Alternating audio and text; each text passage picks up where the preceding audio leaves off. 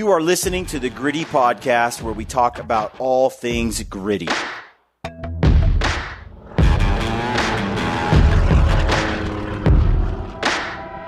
Welcome to the Gritty Podcast. I'm your host, Brian Call. I've got Brad Hunt here beside me. Today's guest is Mark Livesay with Treeline Academy. On this episode, we talk about recreational areas on hunts and how to e-scout around them and leveraging them.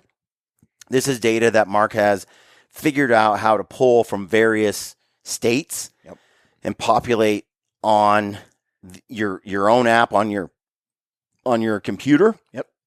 And the detail's remarkable. Mark talks about how these campgrounds impact your hunts. So you can it's also cool for just family vacations and trips. As we said, recreational, it's a whole nother level. It's amazing. You can start scouting out stuff and you're like, oh wait, so can I camp here overnight? Oh, do they stock this lake with fish? Oh, when's the best dates to fish? Oh, here it's all laid out on Google Earth Pro on your app on your desktop when you download it. In that kind of detail, there's phone numbers to call when you want to figure out which campground to hit. Trailheads that may say they're not open on your hunting maps that are actually open through the USGS or whatever. Road info. It's really good stuff. It's also zones of pressure. Campgrounds can be zones of pressure where all the hunters kind of congregate there. So if you can kind of figure out, wait a minute, it's open during hunting season right here. A lot of people will probably be hunting from this base area with their side-by-sides and their toy haulers or whatever. And so there's strategies for finding better areas to hunt. A lot of this stuff Mark has covered in his e-scouting course for elk. It's an excellent course. If you haven't bought it before, I highly recommend it. We've covered it many times. It's from Treeline Academy. Use the code GRITTY, you'll save. But even if you don't have the course and you didn't buy it, I think you'll want these mapping toolkits.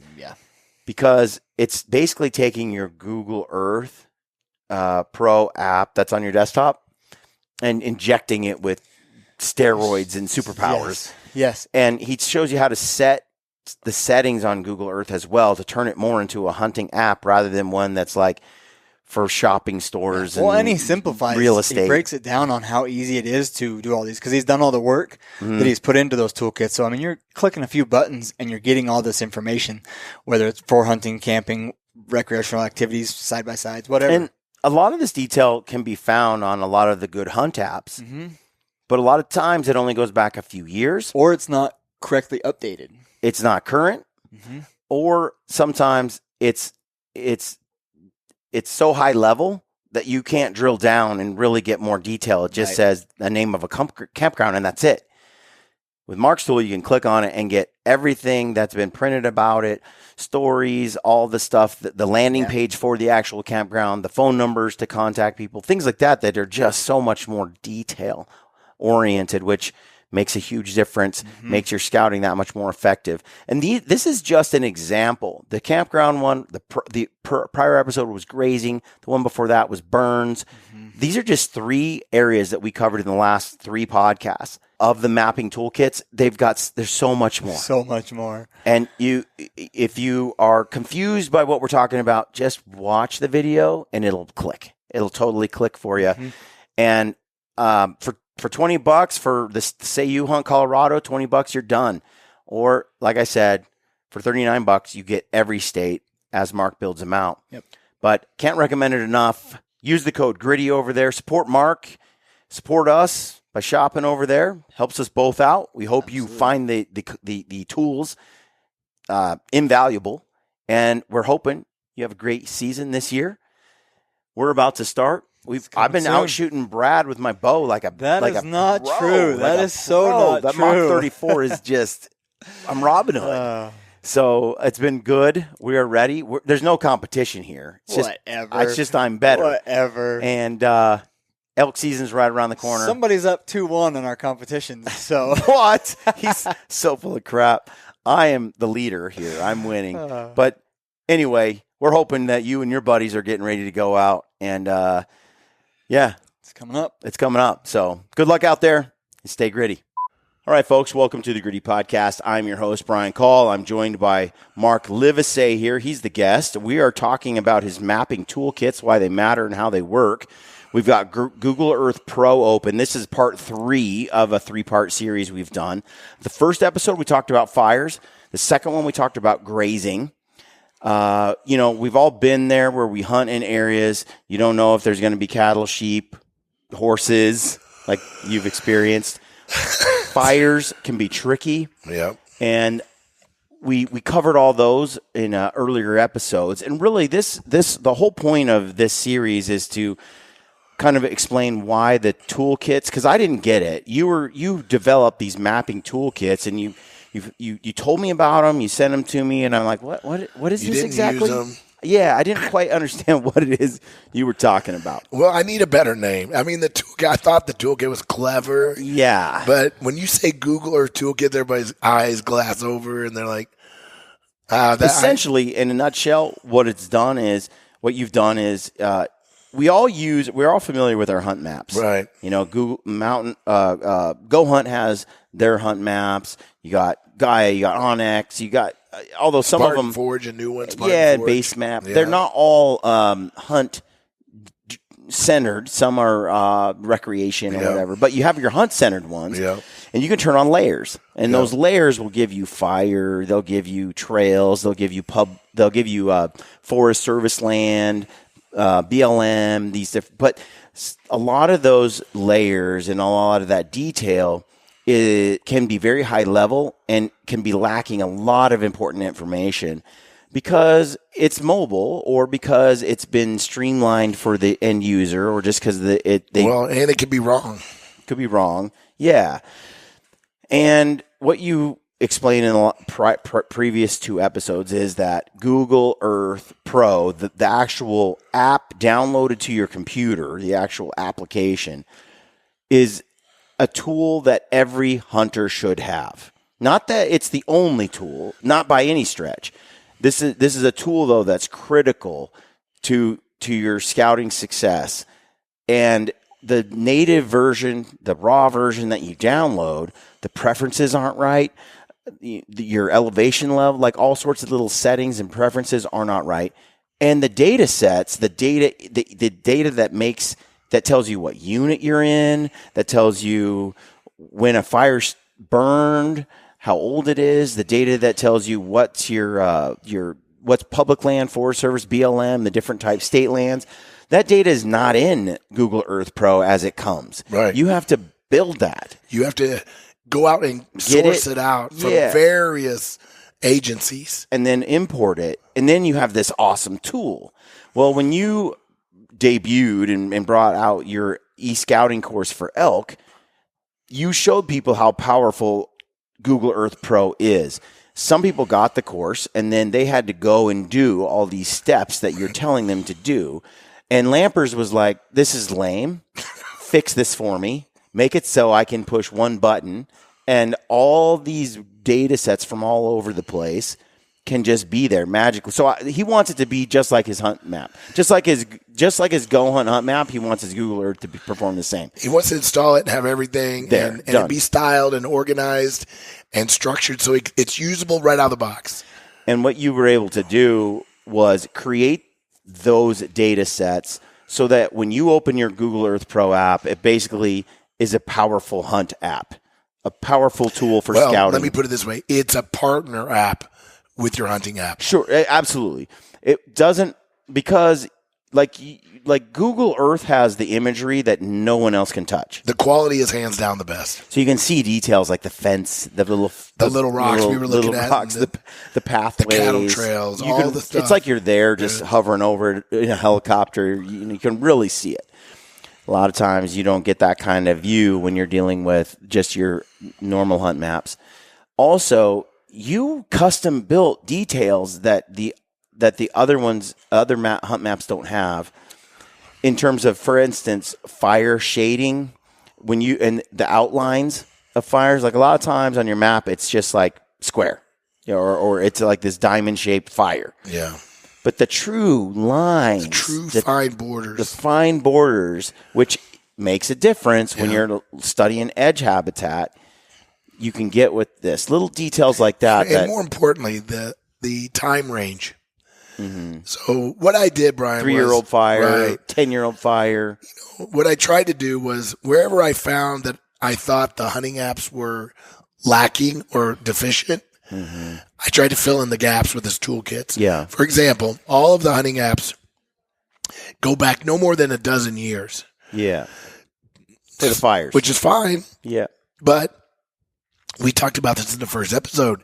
I wanted to look at fires that were 20, 30 years old so I could see fires that were areas that have been burned twice, et cetera, et cetera. So what I tried to do was add in some things that were missing with the various hunting apps. And on this episode, I think we're going to dive into recreational features and some other things. And a lot of these hunting apps have that. Yeah. They show them, but that's where it stops. Right. I wanted to make it interactive where we'll show you in a second. When you click on a campground, it gives you all the information you need about that campground. And, and in episode 1, we covered the fires. Episode 2, we did it. And if you go listen to those podcasts or watch those podcasts, you'll see what we're talking about. You'll see the fire discussion unfold, and you'll see the little things clicked and opened, and you'll see how it all works. And the same thing with the second episode, which was about grazing, sheep, goat, horses, cattle, what that looks like. And today, covering the recreational stuff, it's just giving you guys an understanding of what these toolkits are capable of so you can make an informed decision whether or not this is the sort of data you're looking for. I will say this, it's not very expensive. I know it sounds like we're like pushing something, but I'm really not. I'm just trying to educate everybody so they can then make an informed decision on whether this is something you'll find useful. So covering the fire stuff, covering the grazing stuff, covering now this recreational stuff, that's just scratching the surface to all the options and tools that are in the toolkits. But I think that should give everyone a good understanding of what it is these toolkits do. And it's $20 if you, let's say you hunt Colorado. It's $20 to buy the toolkit, download it. The instructions are there, and boom, you have a powerful Google Earth extension for your tool for Colorado. Then the cool thing about this, though, is if you spend $39, you'll get 6 states and every future state that you add, and you're going to add states every year. And what it does too is when people log in, this is a web app. It's all the data is web based. It's a network linked file, meaning that the file is sitting on an Amazon server. Like Mark controls this file, and he updates it, adds new stuff to it, imports new settings to it, and that file is like a plugin into your extension into your tool. So as Mark can real time update everyone who's ever bought his tool. For example, when I add the 2023 fires, there's going to be a folder for 2023 added into, and let's just open it up. Yeah. So when you see the fires, you see 2022 folder. Right.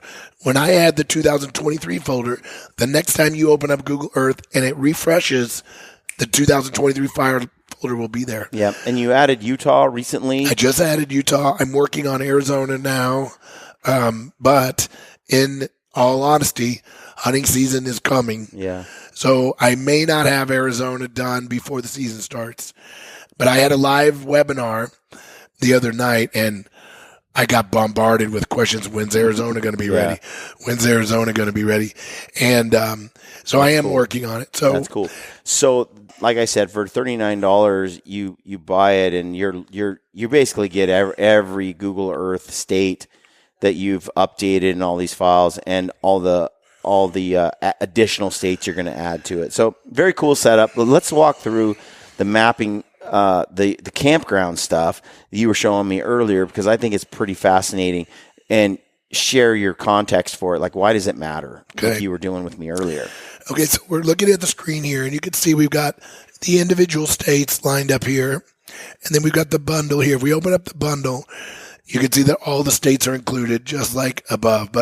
So the bundle's like the $39 exactly file. Or you can just, for $20, grab the state you hunt in, like Colorado. So it's important to note, too, that you do not have to have any experience to do this. This is not intimidating. It's literally one file download, You go to Google and you say open. You open the file and you got it. Yeah. That's all that's required. And even if that sounds intimidating, there's a step-by-step. There's a tutorial that comes with it. So you know, and I didn't mention this to the other two guys, but this is a new concept that's never been done before. Yeah. And I realize people might be intimidated with it, but I'm so confident with how people will benefit from this. It comes with a 100% guarantee. If you download it and it's just not for you, or it's too much, or no matter what the reason, you just send me an email and it's done. But I'm confident that I haven't had one yet. So, you know, and I know it's hard to talk to people and convince them to try something that's pretty, I don't want to say revolutionary, but it's never been done before. Yeah.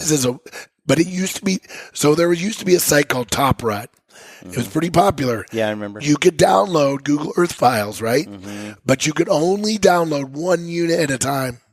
Oh. So if you wanted unit 61 in Colorado, you could download unit 61. And the reason they did it that way is they could not master that network link file situation. Okay. They did not have that figured out, because you cannot put the whole state of data on your computer. Google Earth can't handle it. Okay. So the only way I was able to network link files to do the entire state was to create that network link structure. Remember right here we've got the game management units, like you said, right? Yep. We'll turn those on. That came from the GIS mapping site on the Colorado Fish and Game. Yep. When you go to the public lands, that came off the Federal Reserve or a Federal Reserve ArcGIS site that had federal property boundaries. I had to find it. When you do the walk-in areas, that's from the Fish and Wildlife. Historical fires is from a fire management, the National Fire Management Organizations. The roads and trails are from it. So my point is, all these different data sets, they're not from one source. Yeah. Every one of these comes from a different source. Almost. Yeah. Like the latest snow level. That sounds like an absolute pain in the butt. It's no wonder Ryan wanted you to just do this. And it's not only getting the data. We've been talking about this. Getting the data isn't the hard part. It's parsing the data and formatting it and styling it. Yeah, you colored it. Color coded, added boundaries and transparency. That's where you guys. You labeled it for the unit. There was no numbers. If you've got more time on your hands than the average person, and you want to spend, I'm guessing, to build. Shut up! It's $20 and you're done. Your time is money. Yeah. So that's one trip for that's lunch nowadays. That's right. With inflation. So here we are looking at Colorado. So this toolkit comes with all of these data sets. Yeah. We've talked about some full topographic map. When you turn on the topographic layer, the full topographic map loads for the whole United States. Yeah. The latest snow. This is the latest snow conditions in the country. Like right now, it's summertime, so there's not going to be much snow. But when I turn it on, it'll show you the snow and where it's at. There's not going to be much, like I said, in the summer. But when you expand this, you can look at snow melt, snow cover, snow depth.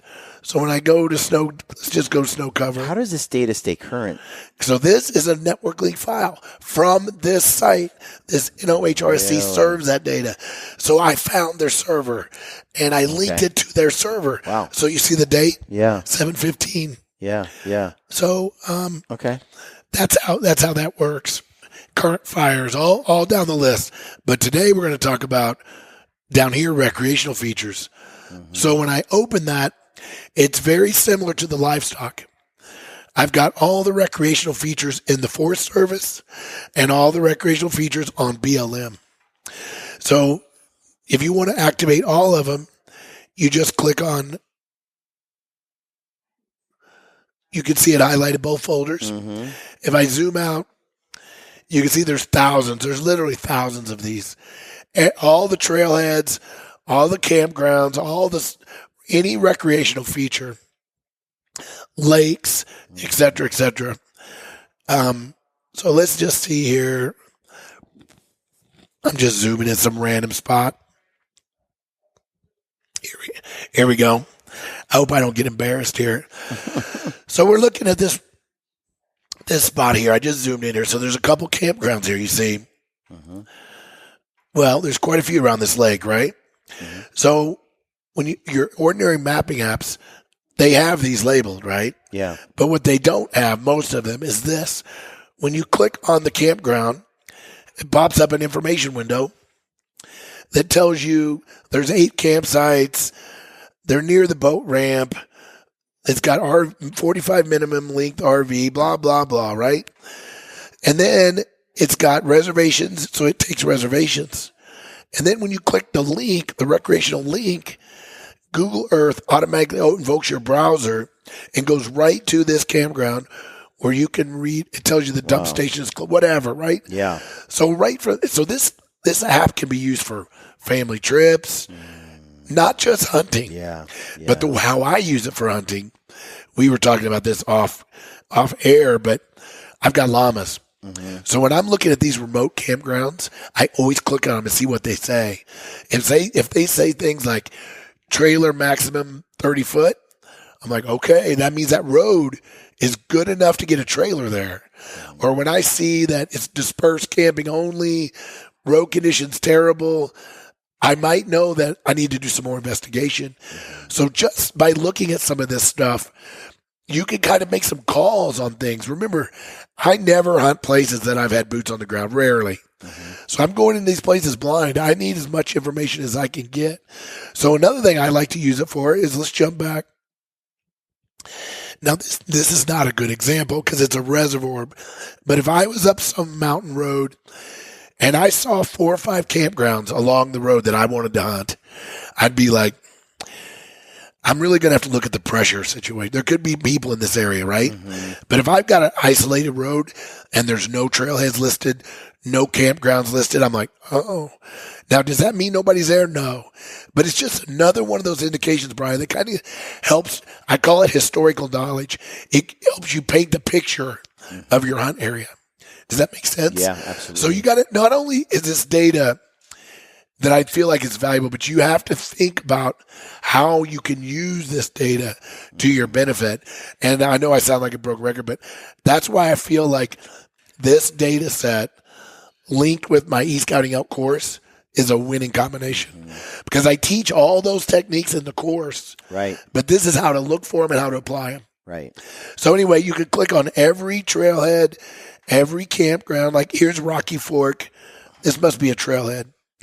Let's see. The trail is fairly steep for the first half mile. Levels off. Blah, blah. There's a stream, has brook trout in it. Good information, right? And then you can click the link and it's going to give you more information about that trailhead. There it comes. It's probably not going to be a much, but it's got the fishing link. You're going to get what you got. Yeah. Sometimes it's a lot of information, but how many minutes would it take you to find the Rocky Fork Trail at Googling that? Yeah. And then there's contact information. You can call folks and figure things out. Once you land on the website, there's more resources. Got available. Directions, lots of things that you can integrate into your hunt plan, right? Yeah. So I feel like this was kind of a side benefit of this toolkit. It wasn't really a main focus, but it is very usable. Man, heck, if you just want to find a place to go camping with your family, that's right, and bring a trailer and kind of then maybe do a little fishing up a trail, or we use it all the time. Scout for hunting, but you don't want to you don't want the family to. So you basically, this is how it works. You're finding a campground where you can ditch your family like lampers and then go scout for a day. So you pretend like you're out with your family, but really you're out scouting. I'm trying to talk my family into going to my elk hunting spot this year, but it's not very desirable, out there, and it's kind of hostile, and they're not excited about it. Yeah, right. So literally thousands of data points. Man, that's crazy when I look at that. It's just, you zoom in on your unit. It'll tell you a lot. When you start going, everybody has, hopefully, that got lucky, has a tag in their pocket right now. Yep. You go to your unit, start figuring out where these roads are, where these campgrounds are, where the zones of pressure are, where the benches and slopes are, where the burns are. You can really start to figure out a plan. So you said roads. So now we know how to turn on the recreational features. So let's go down here to this next one. And we've got Forest Service roads. So if we turn on the Forest Service roads, it puts all of the roads in red. So I color-coded them into red. These are all the roads that they may not be open to motor vehicles at the moment, but they've been open at some point. So what does that mean? Well, as you zoom in, let's just zoom in here to this spot. And we click on the road, and it tells you every restriction that's on this road. It says it's suitable for passenger cars. When I see it says suitable for passenger cars, I'm like, okay, that means it's going to be, it might be reasonably good. Yeah. And it says roads open to all vehicles, but it's open seasonal. So just like with the hunting apps, right? Yep. You've got all of the types of vehicles. Yeah. Truck dates, four-wheeler ATV, dates, motorcycle dates, everything. So this road basically is open from May 21st until November 22nd. So it's closed in the wintertime. Closed in the winter. Basically. Okay, so, and now you also know who to call. It's in the Eagle Ranger District. So it goes further than the hunting apps with information about the roads. But here's where I use it. Let's say that we were really interested in hunting this area, right? I would double check all of my hunting apps, all the roads to what this says, and make sure they match up. If I start seeing discrepancies, I start wanting to figure out what's going on. Because when you're hunting, you tell me what's worse. When you pull up to a spot and you think the road is closed and it's actually open, or vice versa. You think the road is open and you get all the way there and the road is closed. Guys, you can't make, those are hunt killers. Then you immediately got to go to plan B. Yep. Right? So I like to trust, but verify. Yeah. Right? And I use this tool to do that. So as you click around to all these roads, you can see this one here is open to, this is open year long. Roads open to highway legal vehicles only. So it's a more of a major road. Yeah. So you can work through. So the next one are trails. So I color code all the trails in this light green. Trails, they're love-hate. These are trails that may or may not allow some type of motor vehicle access. Okay. So this trail is, it's a trail class 2. It's native material. It's 18 to 24 inches wide. It's open for hikers year round. It's open for horses only, seasonal, pack animals, bicycles, motorcycles, ATVs. But four-wheel drive is restricted. You see the RES? So it's restricted year round that's why this is a little cryptic, right? You have to study it. Yeah. And when it says the dates on the restricted, you got to know that it's restricted. And so we know that this one's open to motorcycles, and it looks like no, ATVs are restricted too. Strictly motorcycle trail. So again, 18 inches wide makes sense. Yeah. So again, and it's native material, right? It's not graveled. It's not, and it tells you the length. Yeah. It's 9.4 miles long. We didn't talk about that. So none of the other apps do that. This segment length, meaning this, it's useful information. Yeah. And so I don't rely on this as my sole source. I want to be clear. It's my verification and my double check against my various hunting apps. Yeah. Yep. Okay. So the same thing, BLM. Now, the BLM roads are hard to come by. Everybody knows that's the hardest data set to find. So in Colorado, the BLM department is pretty good. And you can see that, but it's very segmented. They're in orange. So as you look around this map, you can see that there are blocks of BLM. Well, those correspond with the BLM lands. How do we know that? Well, if we turn on our public land layer, you're going to see, it's getting a little confusing here, but you can see all the orange lines are in the BLM property, right? Which is the yellow. Everything in yellow is BLM. That's so cool. So now when I click on any of these BLM roads, same thing. Man. You can start to work through. So you can look. So just for example, in Colorado, if I remember correctly, these 3 data sets have 103,000 records. Yeah, I was going to say, I can see why these things get weeded out of other apps because it's too much data. Too much data. If you're not, it's just, there's all that detail in those breakdowns when you click on it. Like, that's what we want to know. But if that was in an average user's app, they just get confused, annoyed, frustrated. This is, I don't want to say this is a tool for the power user because that's not true. But this is a tool that for a guy that doesn't want to be an average elk hunter. Yeah. Okay, I'm just going to be honest with you.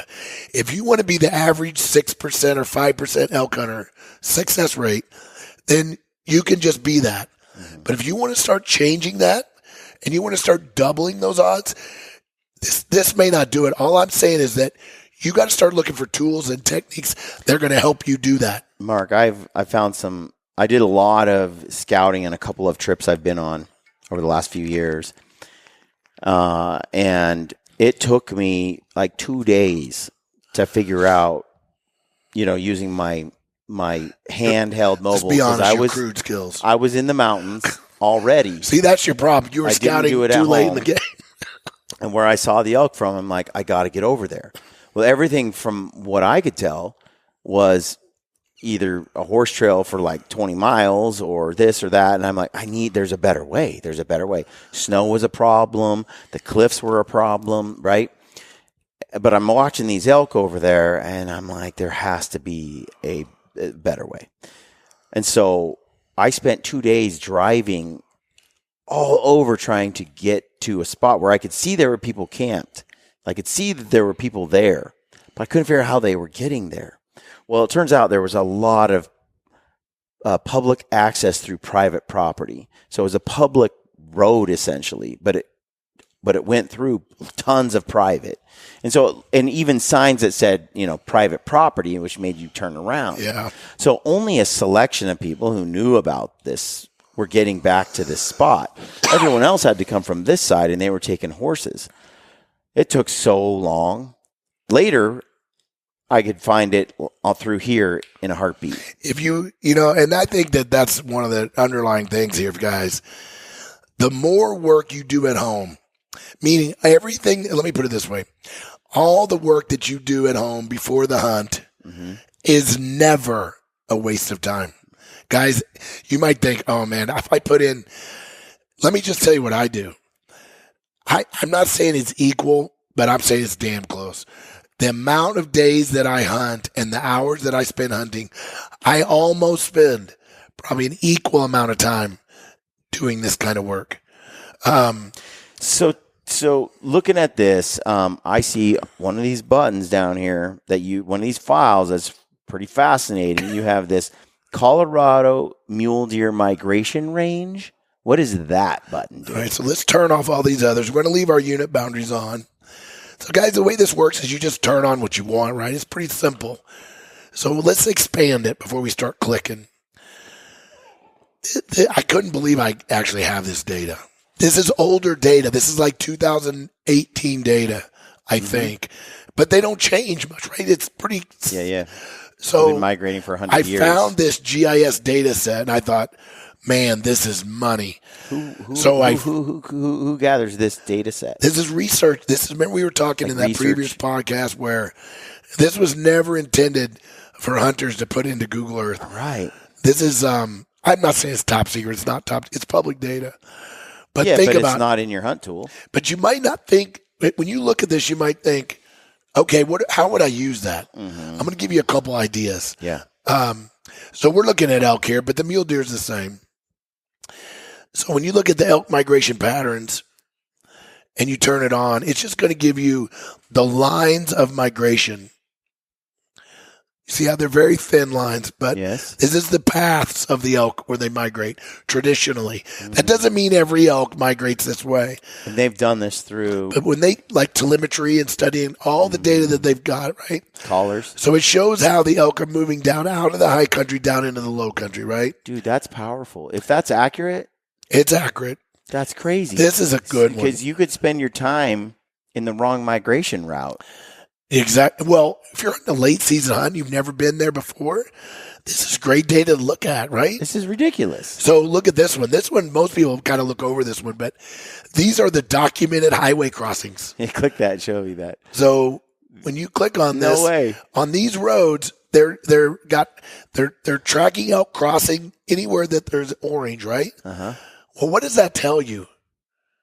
I mean, that's elk movement. That's a migration. It's either migration or during the rut or when they're moving around from summer range. But when you look at all that, look at this. There's distinct areas where there's a are. lot of them, right? Yeah. So if I was using this data, I would kind of look at it and say, where are the biggest chunks of orange at, right?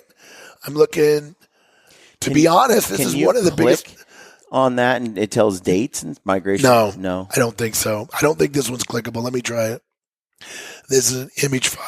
So my it's an image file. So my question is when you click there, what's the public-private access? Okay, so now let's say it looks suspiciously private. Right. Let's just say we're like, whoa.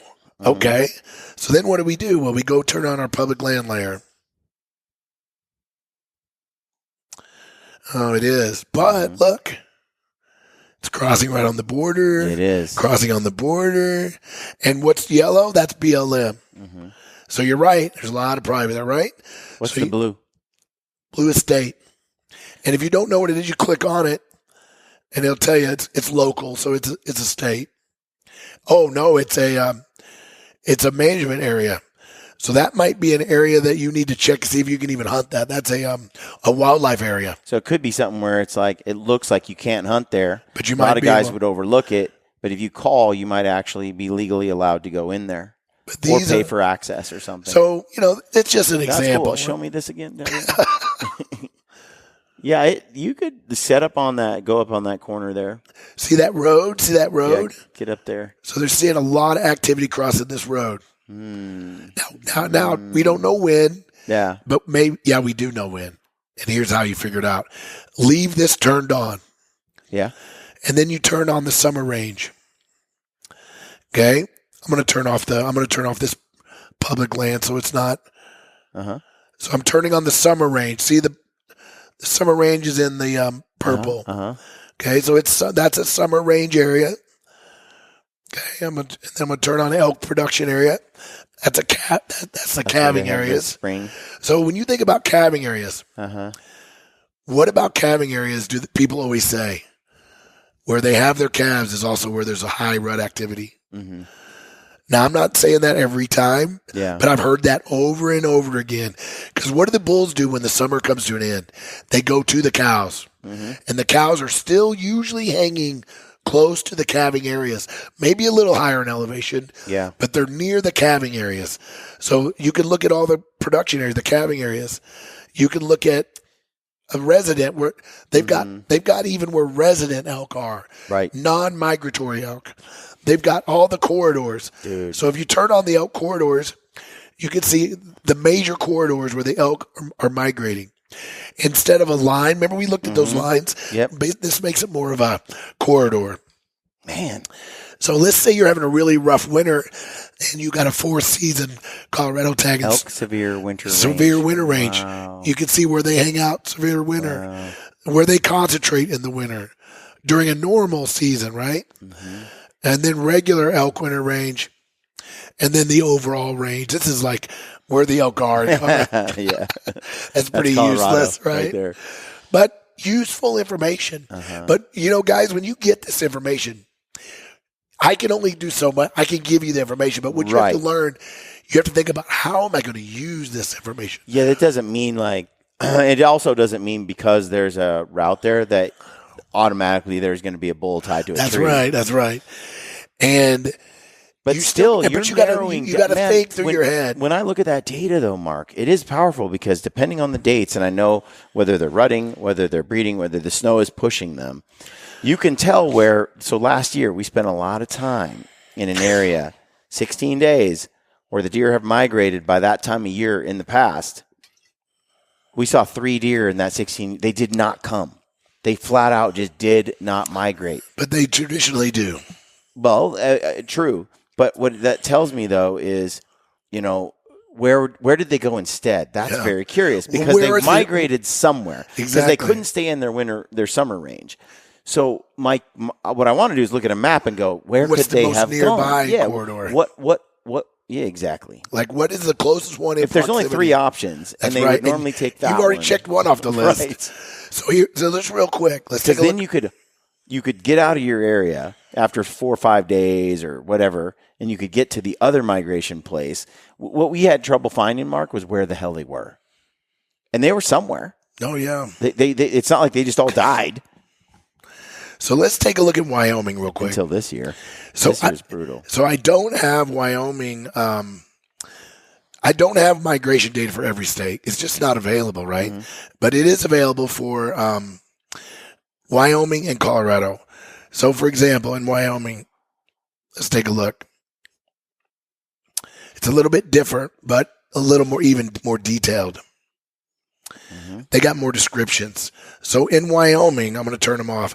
I can look at the crucial winter range, the regular winter range. Spring, summer, fall. That's what I want to see. Spring, summer, fall range.